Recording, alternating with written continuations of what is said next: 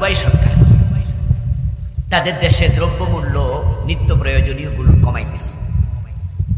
30-35টার item তারা লিখে দিছে, এগুলোর দাম কমানো হলো। ছোলা, তেল, খেজুর, ডাল, গম, আটা, এগুলো দাম কমাই দিছে।